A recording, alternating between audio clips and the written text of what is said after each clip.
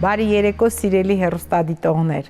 այսօր իմ հյուրն է Հայաստանի ազգային պատկերասրահի տնօրեն Մարինա Հակոբյանը։ Բարի երեկո Տիկին Հակոբյան։ Շնորհակալ եմ, որ ընդունեցիք հրավերս եւ մեր տաղավարում եք։ Մեծ սիրով։ Ինչպե՞ս եք։ Շատ լավ, շնորհակալություն։ Ես կարծում եմ, որ 26 թվականը դուք շատ երևի ուրախ եւ լավ ուժերով եք դիմավորել, որովհետեւ երկարատև վերանորոգումից հետո ազգային պատկերասրահի 25 թվականին ավարտվեց այդ վերանորոգումը, իսկ ինչպես ասում են, վերանորոգումը դա մարդկային կենցաղի կյանքի ամենաբարդ փուլն է եւ երևի թե հիմա սենց ազատ, ուրախ, նոր ուժերով մուտք եք գործել 26 թվական եւ գիտեմ, որ նույնիսկ հունվարի 1-ին եւ 2-ին աշխատել եք եւ այո, ասեմ շատ բարեհաջող ենք աշխատել։ Մենք անցյալ տարվանից կարծեմ 2 տարի արդեն այդ պրակտիկան կա, որ ամանորյա տոների օրերին մենք աշխատում ենք։ Պետք է խոստովանեմ, որ առաջին անգամ շատ թերահավատորեն ենք վերաբերում, որովհետեւ գիտենք, որ ամեն դեպքում մեր ժողովուրդը այդքան դեռ պատրաստ չի տոնական օրեր անցկացնել մշակութային հաստատությունում, բայց այնուամենայնիվ պետք է ասեմ, որ շատ մեծ քանակությամբ այցելություն ունեցանք անցյալ տարվա համեմատ, անցյալ տարի ահագին ունեինք, բայց այս տարվա նույնիսկ անցյալ տարվա համեմատ բավական ավելի մեծաթիվ են եղել մեր այցելուները, այնպես որ կարծում եմ քիչ-քիչ տենդենսը փոխվում է եւ գիտակցությունն էլ է փոխվում եւ մշակութային հաստատությունը դառնում է բավականին հետաքրքիր ալտերնատիվ ժամանցի վայր, այնպես որ ահագին առաջ քայլ է դա կարծում առաջ խաղացում է։ Տիկին Հակոբյան, իսկ վերանորոգումը ինչ փոխեց ազգային պատկերասրահում, ինչ մենք ունենք այսօր։ Իրականում գիտեք երևի ամեն ինչ, մենք այնքան էինք արդեն այդ վերանորոգման փուլում մտել դրա մեջ, մտել process-ի մեջ, որ նույնիսկ դժվարանում էինք հասկանալ, թե ինչն է փոխվում։ Բայց հիմա երբ արդեն ամեն ինչ ավարտվել է եւ մի քանի ամիս անցել է, վերարժևորել հնարավորություն ունենք, տեսնում ենք, որ իրականում ահռելի աշխատանք է տարվել եւ երբ ասում ենք վերանորոգում, իրականում դա այդքան էլ միայն վերանորոգում չէր, որովհետեւ գիտեք մի քանի տարի շարունակ փաստորեն մոտավորապես 21 թվականից մեր թանգարանը մասնակի է գործել։ Մեր թիմի շնորհիվ իհարկե հաջողվեց այնպես անել, որ թանգարանը փակ եղավ ընդամենը 1 տարի, մնացած ընթացքը մոտ 3 տարի մենք կիսաբաց, կիսափակ ենք եղել եւ ժամանակավոր ցուցադրությունների միջոցով ակտիվությունը հնարավորինս պահել ենք։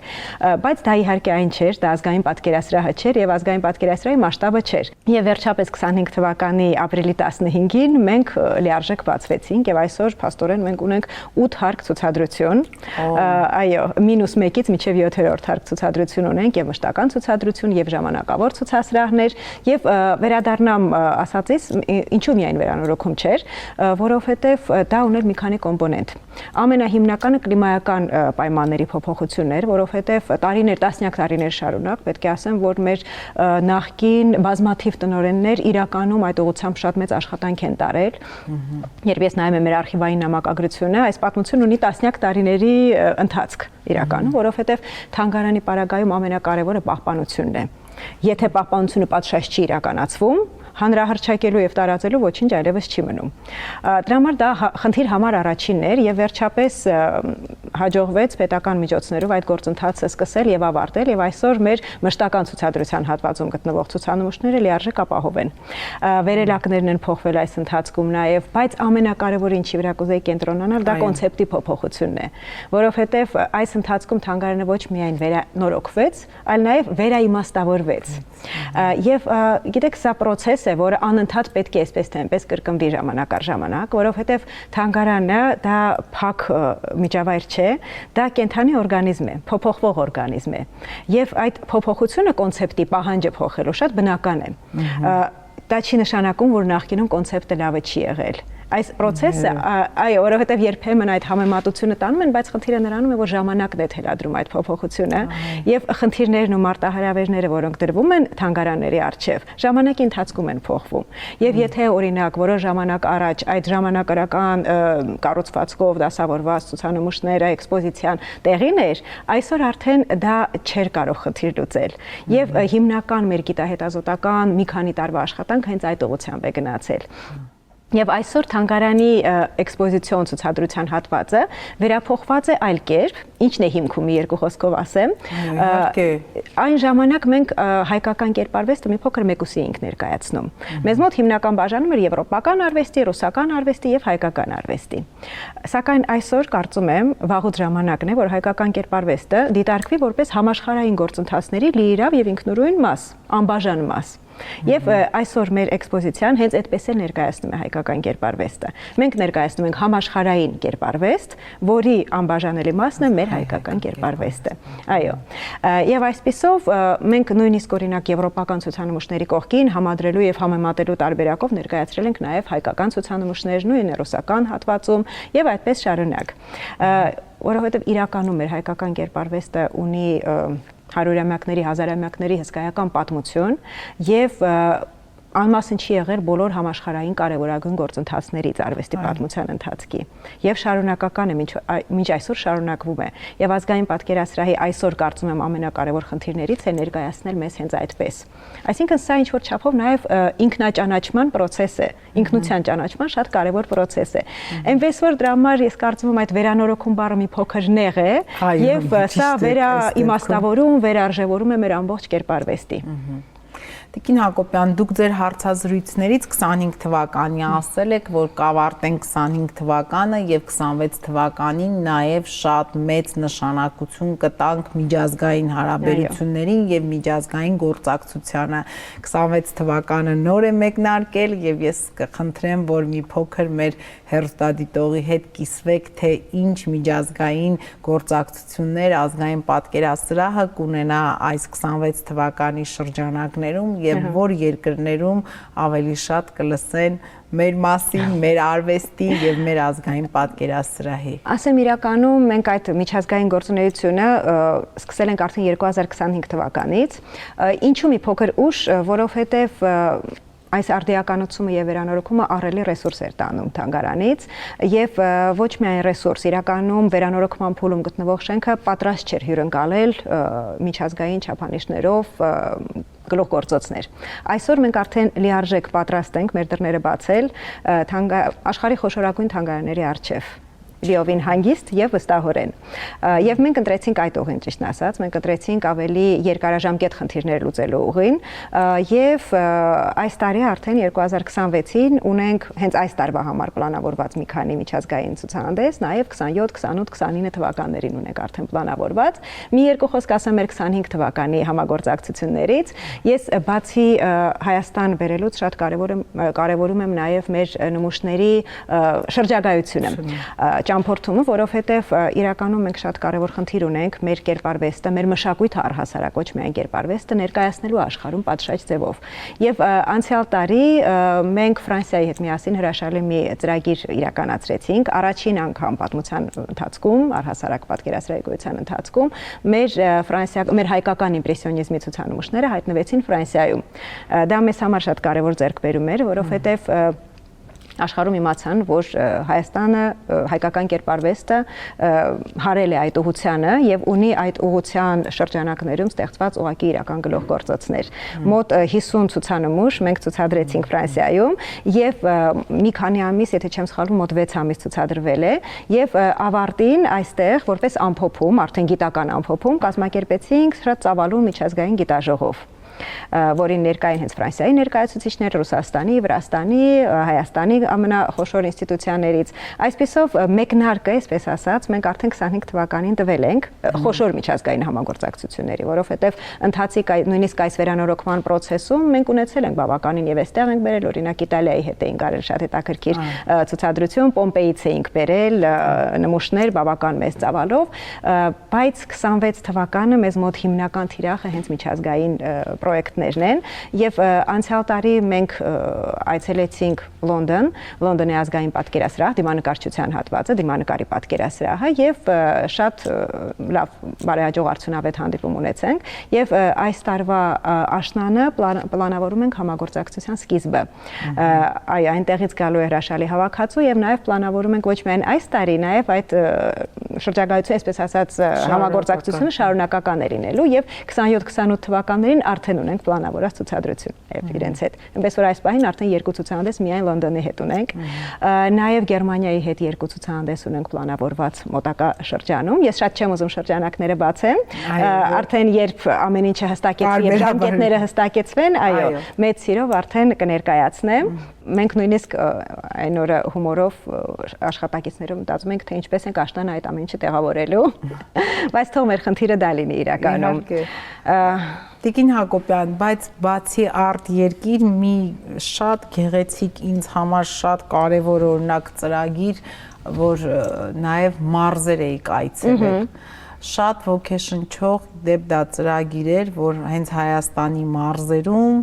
ներկայացվեն ազգային պատկերասրահի ցուցանմուշները։ Դուք կարող եք ասել այդ ծրագրի միտքը ինչպես ծագեց եւ քանի որ արդեն իրականացրել եք, դա շարունակական է լինելու թե ոչ, եւ ըստ ձեզ դուք ինչ գնահատական եք տալիս ակտիվությունը ինչպիսին էր մարզերում։ Արդարացվեց այն ինչ որ դուք մտածում էիք։ Շատ կարևոր հարց եք տալիս իրականում, որովհետեւ դրված հիմքում Կարծում եմ լիովին, թեպետ աշխատելու տեղ շատ կա դեռ, ու շատ կարևոր հարց եք տալիս, որովհետև մշակույթի ապակենտրոնացումը կարծում եմ մեր կարևորագույն խնդիրներից պետք է լինի, թիրախային խնդիրներից պիտի լինի, եւ ասեմ, որ մենք ունենք 13 գործող մասնաճյուղ Հայաստանի բոլոր մարզերում, եւ այսպես թե այնպես ազգային պատկերասրահ այդ մարզային գործունեությունը տասնյակ տարիներ շարունակ իրագործել է։ Այդ ուղղությամբ էլ իմիջայլոց մենք 2023-ից 25 թվականները մի քանի մեր մասնաճյուղ, մոտ 5 մասնաճյուղ վերանորոգել եւ արդիականացրել ենք, դա էլ է մեր առաջնահերթությունների մեջ եւ դա շարունակական process է եւ մենք ենթադրում ենք, որ մոտակա 3 տարիների ընթացքում մեր բոլոր մասնաճյուղերը լիարժեք վերանորոգված, պատշաճ արդիականացված կլինեն եւ բացի դրանից, բացի մեր հենց մասնաճյուղերում գործունեությունից մի շատ կարեւոր ծրագիր սկսեցինք մի քանի տարի առաջ, դա դասարվեստ ծրագիրն էր, կարծում եմ հենց դասարվեստը դուք նկատի ունեք։ Դասարվեստը պետական նախաձեռնությամբ, կառավարության նախաձեռնությամբ իրագործվող ծրագիր էր եւ պետք է խոստովանեմ, որ նորից սկզբում ես մի փոքր վախով էի վերաբերում ծրագրին, ծրագիրը նախաձեռնությունը, այսպես ասած, մտահղացումը դեռ միջև իմ տնօրեն դառնալն էր,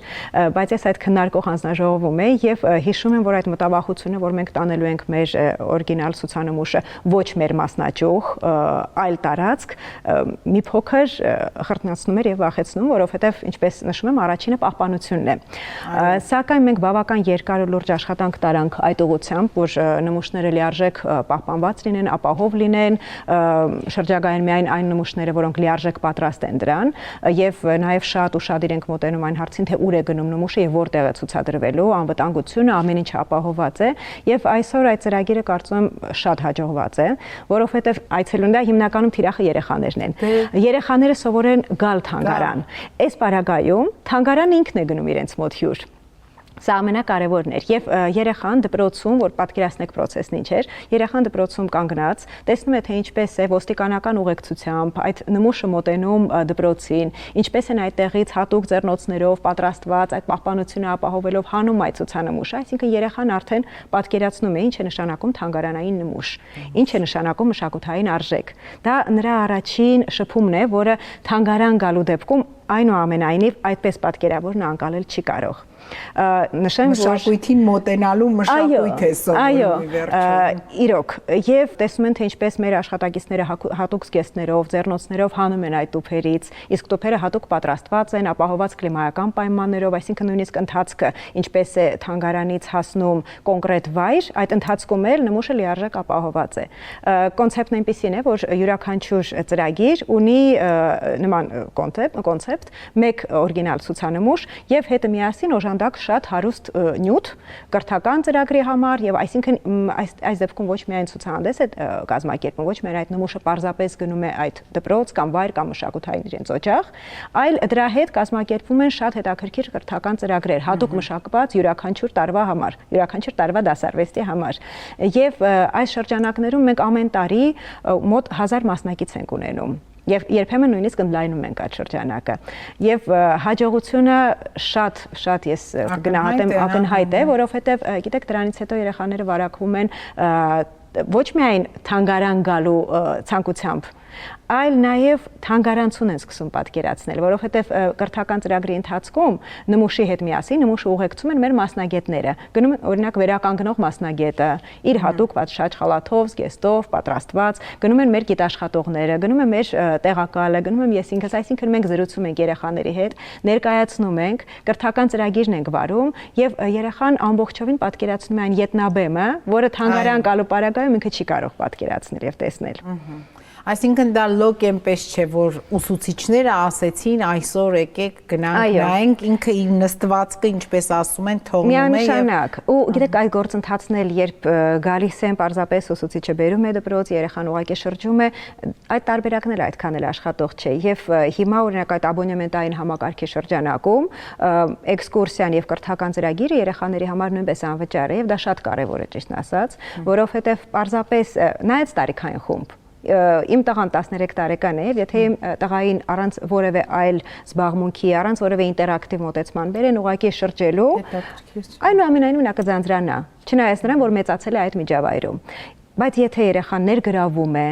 ինչ որ չափով սկսում է շոշափել, այդ ամեն ինչը դառնում է շոշափելի նյութեղեն, դա բացարձակ այլ նստվածք է թողնում։ Դուք խոսեցիք ձեր տղայից Տիկին Հակոբյան, հիմա ես ձեզ մի այսպիսի հարց ունեմ։ Տարիներ շարունակ, մինչ նույնիսկ ղեկավարի պաշտոնը ստանձնելը, դուք աշխատել եք ազգային պատկերասրահում եւ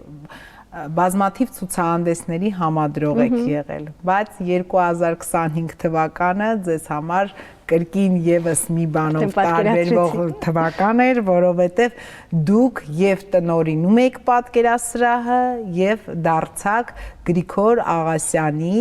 ձեր պապիկի, եթե հեռուստադիտողը չգիտի,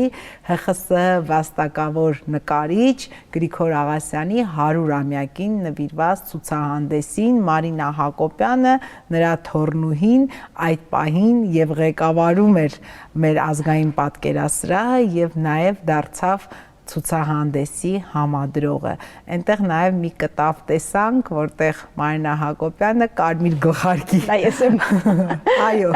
կարմիր գլխարկի զգեստով, տիկնիկը ձեռքին, պապիկի աշխատանքներ։ Տիկին Հակոբյան, ինչ զգացողություններ ունեիք դուք, երբ կազմակերպում էիք ցուցահանդես, որտեղ ոչ միայն պետք է ձեր մասնագիտական խոսքը ասեիք, ցույց տայիք ձեր պրոֆեսիոնալիզմը, այլ նաև որպես հարազատ, որպես թոռնուհի, ձեր խոսքը ասեիք ձեր արդեն լուսահոգի հարազատին եւ ասեիք այնպես, ես գիտեմ, որ յուրաքանչյուր թորնիկի մոտ այդ հարցը ծագում է, ինչ անեմ, որ պապիկիս կամ տատիկիս պատիվը բարձր պահեմ եւ այս ամենը անեմ ըստ արժանվույն։ Շատ իրարամերժ ծրագրով արդեն ներգրաված էր, ընդգրկված էր, որ մեր հոբելյանական հերթական ցուցադրություններից մեկը պետք է լինի պապիկինը, 100-ամյակին էր նվիրված ցուցահանդեսը, եւ ես առաջին հայացքից որոշեցի համադրող չլինել, ճիշտ ասած, որովհետեւ ես մտածում եմ, որ շատ դժվար կլինի աշխատել պապիկի նյութի հետ, ամեն դեպքում այս դեպքում վերացարկվել եւ մոտենալ պրոֆեսիոնալ, որպես մասնագետ, որպես համադրող, արվեստաբան բավական բարդ էր լինելու, բայց նյութը հավաքելու process-ում հասկացա, որ ճիշտ կլինի, որ ես ինքս վերցնեմ դա ինձ վրա եւ առաջի մի քանի ամիսը պետք է ասեմ, որ գործը բավական դժվար էր գնում, որովհետեւ այստեղ ինչպես շատ ճիշտ նշեցիք, մի քանի դեր էի ստանձնել։ Ես պետք է կարողանայի մտածել եւ որպես կառույցի ղեկավար, ինչ է կառույցի համար առաջնահերթություն, ինչ է կարեւոր կառույցի համար եւ կարողանայի այդ ամենը համադրել այդ հարազատի ավելի էմոցիոնալ հուզական դաշտի հետ եւ կարողանայի լինել ճիշտ համադրող, որի աշխատանքի շրջանակներում բնականաբար հասկանալ այս գործը այդքան էլ լավ չէ, պետք է հանել, սա ճիշտ չէ, պետք է հանել եւ դա բավական բարդ եւ դժվար process էր։ Մի քանի ամիս անց բավական երկար եմ աշխատել ցուցահանդեսի վրա, մի քանի ամիս անց ես արդեն այնպես էի գործի մեջ մտել որպես զուտ արվեստաբան եւ համադրող, որ երբեմն զգում էի, որ վերացարկվում եմ, որ դա իմ հարազատն է։ Եվ պետք է ասեմ, որ վերջին օրերին արդեն բացումից առաջ երբ շրջում էի ցուցադրությունով, նայում էի ամեն ինչ ճիշտ է արված, ճիշտ է կախված, ամեն ինչն իր տեղում է, ես չէի ընկալում, որ դա ինձ հետ առնչություն ունեցող նյութ է։ Ինձ համար դա հերթական նյութ էր դարձել։ Եվ բացումից հետո ես այսօր ընկերներիս էի ասում, մոտ 1 ամիս գրեթե ցուցասրահ չեմ կարողացել մտնել։ Ինքը շատ իրարամերժ զգացողություն է եւ ես հիշում եմ, որ պապիկին մահից առաջ խոստացել եմ, որ 100-ամյակի ցուցահանդեսը կազմակերպելու եմ ես ինքս։ Եվ այդ բոլոր հուզական եւ մասնագիտական շերտերի միաձուլումը, միախառնումը շատ հետաքրքիր փորձառություններ ինձ համար իրականում։ Բայց այսօր արդեն կարծում եմ, որ ցուցահանդեսը զուտ մասնագիտական գնահատականով բավականին հաջողվեց եւ մեծ հաջողություն ունի եւ միգուցե քանի որ հենց պապիկի ցուցահանդեսներ մենք աշխատակիցներով ռիսկ արեցինք, հանդգնեցինք մի նոր փորձառություն այդտեղ օգտագործել, կիրառել, դա վիրտուալ իրականություններ։ Մեր թանգարանի համար դա առաջին փորձն էր այս ֆորմատով վիրտուալ իրականություն կազմակերպելու եւ պետք է ասեմ այդ On-Off ստուդիայի հետ որ այդ աշխատում ենք, իրենց համարել էր այս ֆորմատը առաջին փորձառություն, առաջին փորձն էր։ Մենք վերակերտել ենք Պապիկի արվեստանոցը։ Լիովին այնպեսին ինչպեսին այն կար եւ արվեստանոցում, երբ դրնում ես VR ակնոցները, դու հայտնվում ես նկարչի արվեստանոցում եւ ոչ միայն հայտնվում ես, այլև կարող ես գործել իբրև նկարիչ։ Կարող ես միացնել իր սիրելի մագնիտոֆոնը, լսել իր սիրելի երաժշտությունը, պատտել իր հաստոցի, օֆորտի հաստոցի անիվը, նկարել իր վրձիններով, իր մոլբերտի մոտ եւ այդպես շարունակ։ Այսինքն այդ արվեստանոցը հիշում եք։ Շատ լավ, իհարկե, շատ լավ։ Արվեստանոցը իրականում մահից հետո էլ պահպանվում էր եւ ես ինչ որ չափով մեծացել եմ այդ արվեստանոցում։ Երբ պատրաստ էր արդեն, պետք է խոստովանեմ, որ ինձ առաջարկեցին դնել առաջինը ես ինքս տեսնեմ այդ ակնոցներով միջավայրը, ես չուզեցի։ Ես դրել եմ առաջին անգամ բացման պահին։ Ես նայել եմ ամբողջովին աշխատանքային տարբերակով, բայց ինչ որ մի բանից խանգարում էր, միգուցե հուզվելուց էի վախենում, չգիտեմ, դա ինչ որ էմոցիոնալ վիճակ էր, ես ինքս չեմ փորձել։ Այո, ընկերներս, աշխատակիցները, ովքեր որ մասնագետ են, պրոֆեսիոնալով կարող են ուղղություն տալ, իրենք փորձում են, ես հենց բացմանորն եմ փորձել։ Մենք Գրիգոր Աղասյանին հաճախ անվանում ենք Երևանի երգիչ, Երևանի վավերագրող, որպես նկարիչ։ Երևանը ձեզ համար ինչ քաղաք է, Գրիգոր Աղասյանի թոռնուհու։ Կարծում եմ հենց Պապիկի քաղաքն է։ Պապիկինն է, որովհետև այդ սերը Երևանի նկատմամբ, ինձ մոտ էլ բացառիկ սեր է քաղաքի նկատմամբ, օրինակ, երբ ես ուզում եմ հանգստանալ կամ լիցքաթափվել, ես դուրս եմ գալիս ու պարզապես քաղաքի բակերով, հին փողոցներով թափառում եմ, շրջում եմ։ Դա ինձ համար լիցքավորվելու կամ լիցքաթափվելու լավագույն միջոցներից է եղել, ասեմ բավական փոքր տարիքից։ Եվ կարծում եմ այդ սերը քաղաքի նկատմամբ հենց Պապիկից է եկել, եւ այո, իրեն ասում են Երևանյան նկարիչ, հայկական Բրեյգել, որովհետեւ այդ երևանյան պատկերները բազմաֆիգուր են եւ կտավներից մեկում մենք 100-ից ավել ֆիգուր ենք հաշվել նույնիսկ, որոնցից յուրաքանչյուրը կամ որոնց խմբերից յուրաքանչյուրը ներկայացնում է հին Երևանյան, հատկապես 30-ականների Երևանի փոքրիկ դրվագներ եւ պատումներ, այսինքն Աղասյանի նկարներից յուրաքանչյուրի արժեվ դու ամբողջովին կարող ես վերակերտել հին Երևանյան այդ անցուդարձը, բայց ինքը ոչ միայն վերհուշներ սիրում Երևանի, ինքը իրեն ժամանակակից Երևանն էլ էր սիրում։ Եվ ցուցահանդեսում մենք հենց համադրել ենք եւ հին 30-ականների Երևանը եւ մերօրյա Երևանը, այնպես որ կարծում եմ այդ քաղաքի սերը ինձ Պապիկից է հենց փոխանցվել։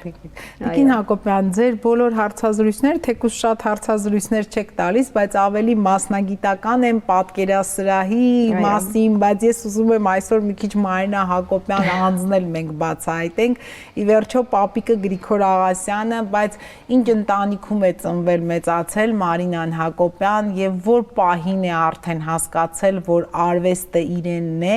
ինչ ճանապարհ անցավ, որ այսօր արդեն այս երիտասարդ տարիքում ղեկավարում է Հայաստանի ազգային պատկերասրահը։ Դա ինչ էր, այդպես էր դրված, եթե Պապիկը նկարիչ է գնամ, թե ի վերջո ուրիշ նախադրյալներ էլ կային դրան։ Ես ծնվել մեծացել եմ բնականաբար այդ միջավայրում, իմ ծնողներն են արվեստին մոտ եղել, Պապիկն էլ նկարիչ էր, սակայն որ ասեմ դա եղել է ինչ-որ նախախնամք է որոշում մանկուց, չի եղել, ինձ մոտ էլ չի եղել։ Եվ ես դպրոցում շատ լավ էի սովորում, գերազանցիկ էի եւ շատ սիրում էի դպրոցը։ Մինչ օրս իմ ամենասիրելի շրջանն է երևի կյանքիս, եւ բոլոր առարկաներին վերաբերում էի նույն խանդավառությամբ։ Եվ մի շրջան եկավ, եւ երբ պիտի մասնագիտություն ընտրեի, ես չէի կողմնորոշվում, չէի պատկերացնում ինչ եմ ընտրելու, որովհետեւ ամեն ինչը սիրում էի։ Հիշում եմ մի շրջան 8-րդ դասարանում ես շատ ուզում էի ֆիզիկայի եւ մաթեմատիկայի ուղղությամբ գնալ, այն էլ ինձ համոզեցին, որ դա ամեն դեպքում աղջկա գործ չէ եւ մտափոխեցի։ Սակայն հետո արդեն հիշում եմ 9-րդ 10-րդ դասարանում չի կողմնորոշվում, ամեն ինչը դուր էր գալիս ինձ, ամեն ինչը սիրում էի սովորել ուղղակի։ Ու երբ պահը հասավ կողմնորոշվելու, ես հասկացա, որ ամենից շատ աշխարհում սիրում եմ կարդալ։ Եվ սկսեցի փնտրել մասնագիտություն, անկեղծ ասած, որ ուղղակի մոտ կլինի կարդալուն, որի համար ես պետք է անընդմեջ կարդամ։ Եվ քանի որ ամեն դեպքում ես արվեստը մանկուց սիրում էի, դա իմ միջավայրն էր, ես այդպես ընտրել եմ արվեստաբանությունը։ Ես կարող էի շատ ավելի հետաքրքիր եւ գեղեցիկ պատմություն պատմել, բայց իրականում ես գնացել եմ այդ ուղով, որովհետեւ ծնվել մեծացել եմ այդ միջավայրում, արվեստը իմն էր եւ ես սիրում էի կարդալ։ Այդպես ես դարձա արվեստաբան։ Եվ հենց դիպլոմային կուրսում դեռ չավարտած Գեղարվեստի ակադեմիան, այն ժամանակ ինստիտուտը, ակադեմիա էր արդեն, դեռ չավարտած արդեն ընդունվեցի ազգային պատկերասրահ։ Այս տարի 22-րդ տարին էի պատկերասրահում։ Իսկ ղեկավարի պաշտոնը ձեզ ավելի հերվածրել է արվեստից եւ գիրք կարդալը ավելի բարդացել է, եթե անկեղծ լինեք, ինչ է փոխվել։ Բարդացել է բնականաբար, շատ է բարդացել, բայց որ ասեմ, ես շատ տարբերություն, ինքը պատասխանատվությունն է բացարձակ այլ, իհարկե դա ահռելի պատասխանատվություն է, բայց գիտեք, ես ինձ շատ տարբեր դիրքում չեմ զգում, որովհետեւ մինչ այդ ես եղել եմ բավական երկար տարիներ գրաֆիկայի բաժնի ղեկավարը, եղել եմ գիտքարտուղարը, որը ինչ որ չափով նորից ղեկավար պաշտոն էր։ Արդյունքում այդ process-ի հետ թանգարանի ես բավական ծանոթ էի։ Եվ երբ այնպես ստացվեց, որ նշանակվեցի, իսկ հետո արդեն մրցույթով անցա որպես ազգային պատկերասրահի տնօրեն, ինձ համար այդ դիրքը այդքան տարբեր չէր եւ խորտ չէր։ Ուղղակի ահռելի էր ծավալը աշխատանքի, անելիքը եւ պատասխանատվությունը։ Բայց ինձ շատ օգնել է նաեւ թիմը, որովհետեւ ոչինչ հնարավոր չէ մենակ անել։ Եվ թիմը իմ փաստորեն 20 տարվա թիմակիցներն ու ընկերներն են եղել եւ ինձ երբեմն հարցնում են դժվար չէ արդյոք փաստորեն ես աշխատել եմ իմ ընկերների հետ, մարդկանց հետ, որոնց հետ մեծացել եմ, չէ դա դժվար չէր, երբևէ խնդիր չի եղել, երբևէ իմ ընկերների կողմից խնդիր այդ գործընթացում աշխատանքային չի եղել, մաքսիմալ պրոֆեսիոնալ են եղել եւ դա միայն նպաստել է, որովհետեւ մենք բոլորս նաեւ որպես համախոհ ենք ձևավորվել եւ այսօր մի ընդհանուր խնդիր ունենք, մի ընդհանուր առաքելություն ունենք եւ այդ միջավայրը ինձ միայն օգնել է։ Այնպես որ կարծում եմ թիմի շնորհիվ մենք այնպես կատակով միշտ ասում ենք հրաշք թիմը, բայց իրոք հրաշք թիմ է։ Այդ հրաշք նվիրված թիմի շնորհիվ կարծում ենք դեռ շատ անելիք ունենք։ Տիկին Հակոբյան, դուք կարծրատիպեր ունեք եւ ինչ են կարծրատիպերը ձեզ համար եւ այն մարդիկ, ովքեր ընդհանրապես արվեստի բնագավառում են, վերջը նրանք կարծրատիպեր ունեն, թե հակառակը։ Կարծում եմ բոլորս էլ ունենք կարծրատիպեր։ Նույնիսկ եթե չենք խոստովանում, բոլորս էլ ունենք։ Բայց ես աշխատում եմ ազատվել կարծրատիպերից, փորձում եմ ինքս ինձ ներքուստ ուսումնասիրել, հասկանալ որտեղ է կարծրատիպը, որովհետև կարծրատիպի խնդիրը ինչու՞մ է, ինքը աճել չի թողնում։ Չի թույլ տալիս, որ առաջ գնաս։ Դու կաղապարված ես լինում այդ կաղապարներով։ Այնպես որ ես փորձում եմ նրանց գտնել եւ ոչնչացնել եւ աշխատել այդ ուղղությամբ, բայց կարծրատիպ իհարկե բոլորս էլ ունենք։ Նույնիսկ եթե չենք ուզում խոստովանել։ Տիկին Հակոբյան, ես հաղորդման վերջում ունեմ երկու հարց, որ ուղղում եմ բացառապես իմ բոլոր հյուրերին, պետք է փորձեք այդ հարցերին մի փոքր կարճ պատասխանել։ Մարինա Հակոբյանի ապրելու եւ ապրեցնելու բանաձևը այսօր մեր օրերում, մեր երկրում։ Առաջին հերթին ներքին ներդաշնակությունը կարծում եմ, ներքին խաղաղությունը, որովհետեւ եթե ներսում հանգիստ չի եւ խաղաղ չի, ոչինչ չի ստացվի։ Եվ սիրելը։ Այս բaragային ոչ թե էմոցիայի մասին է խոսքը, այլ գործողություն, սեր եւ սեր ամեն ինչի հանդեպ։ Սա ռոմանտիկ սիրո մասին չի խոսքը, այլ առաջին հերթին ինքներս մեզ սիրելու, մեր գործը սիրելու, հարազատներին, ընտանիքը, ամեն ինչը, որովհետեւ կարծում եմ առանց սիրո ոչինչ հնարավոր չի անել։ Հայրենիքը ձեզ համար, գիտեք, բարդ հարց է։ Հայրենիքը ինձ համար ամեն ինչ է։ Ես երբեք չեմ պատկերացրել ինձ Հայաստանից դուրս եւ պետք է խոստովանեմ, որ երբ գնում եմ շրջագայելու, նույնիսկ 3-4 օր հետո իմ ընկերները գիտեն եւ 3-4 օր հետո գրում են դիմանում ես, թե արդեն վերադարձի բան է, ես չեմ դիմանում դրսում։ Ինձ համար հայրենիքը, գիտեք, ոչ թե պաթետիկ վերամբարձ խոսքեր են, հայրենիքը ամեն ինչն է։ Հայրենիքը մեր տան փողոցի օդն է։ Հայրենիքը ծաղիկն է մեր տան բակում։ Հայրենիքը իմ աշխատանքն է։ Հայրենիքը թանգարանն է, ընտանիքս, ընկերներս, հայրենիքը ամեն ինչն է։ Հայրենիքը իմ պետությունն է։ Եվ ըստ ձևաչափի մենք ունենք մի այսպիսի հնարավորություն էլ ավարտին մեր զրույցի դուք ինձ կարող եք մի հարց ուղղել, եթե իհարկե ունեք դրա ցանկությունը, դա պարտադիր պայման չէ, բայց մենք նաև ունենք այս հնարավորությունը։ Անսպասելի հնարավորություններ, ճիշտ ասած։ Տեսնում եք։ Չգիտեմ, երևի հարցնեմ ձեր շփումը ձեր հյուրերի հետ։ Արդյոք եղել են հյուրեր, որոնց նկատմամբ ձեզ մոտ ընկերական կամ ինչ-որ այլ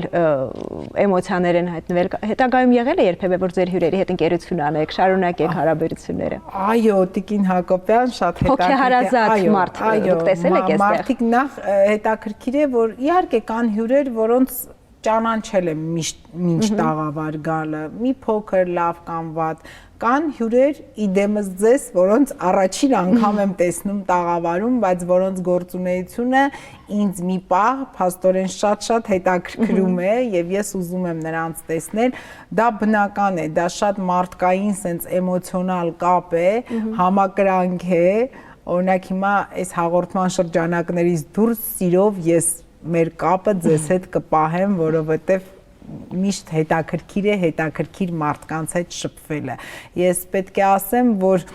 ինքս ինձանից, ինչպես ասում են, շատ գոհ եմ մնում երբեմն, որ կարողանում եմ այս տարիների ընթացքում մեր երկրում այսքան կիրթ, գեղեցիկ եւ խոսք ունեցող կանանց նորից հայտնաբերել եւ այդ խոսքը այստեղ լսելի դարձնել արդեն բազմահազարանոց մեր ունկնդիրներին եւ հեռուստադիտողներին, որովհետեւ կյանքը ապացուցում է, որ մենք շատ լավ կանանց, շատ մեծ բանակ ունենք, որոնք իսկապես իրենց գործունեությամբ, իրենց գործը սիրելով շատ բան կարող են փոխել մեր երկրում։ Շնորհակալություն։ Տիկին Հակոբյան, ես եմ շնորհակալ այս զրույցի համար, շնորհակալ եմ, գիտեմ, որ բազմազբաղ եք, որ ժամանակ գտաք եւ մեր տաղավարում եք, գիտեք, ամեն անգամ, երբ թանգարանի տնօրեններ են հատկապես լինում այս տաղավարում եւ երբ որ ասում են այցելուներ շատ ունենք կամ այցելուների պակաս չենք ունեցել, այս տարի դուք չեք պատկերացնում, թե ինձ իսկապես որպես մարդու, որպես հայի, Հայաստանի քաղաքացու, դա ես իսկապես փառավորվում եմ դրանից եւ ճիշտ բան արեցիք, որ հենց ձեր որդուն օրինակ բերեցիք, որ այսօր իսկապես ինչ որ բաներ պետք է փոխվեն, մոտեցումներ պետք է փոխվեն, մենք խնդիր ունենք 21-րդ դարում, անընդհատ դա հոգնել ենք կրկնելուց, բայց միևնույն է դա կա, այդ հեռախոսներից, այդ չգիտեմ ինչ աշխարհից երեխային կտրել թանգարան բերել, իսկ այսօրվա թանգարանը եթե լինի իմ ու ձեր մանկության տարիների դասական թանգարանը, բնականաբար այդ դա արդեն չի աշխատում, որտեվ այո, մենք դա նորմալ ընկալում էինք, որ կարող ենք ժամերով զբոսնել, մեզ ասեն նայեք սա, հետաքրքրությամբ նայենք, կարդանք, մտաբերենք, գրառումներ անենք, այո, փոխվում են ժամանակները, դուք շատ ճիշտ թիրախավոր բաներ ասեցիք, պահանջներն են փոխվում, կարող է կախված կտավը մնում է նույնը, բայց մոտեցումը դրան եւ իհարկե ավելի շատ մեծ հնարավորություններ են բացվել աշխարհին ասելու հայ արվեստի մասին եւ ես արդեն ավելի քան համոզված եմ, որ իդեմս ձեզ եւ ձեր հրաշք թիմի, ինչպես ասեցիք, դուք ստանձնել եք այդ լուրջ, բայց գեղեցիկ գործը եւ ձեզ մաղթում եմ նորանոր հաջողություններ։ Թող խոսեն հայկական արվեստի մասին, ոչ միայն Հայաստանում, այլ Հայաստանի շրջանակներից դուրս։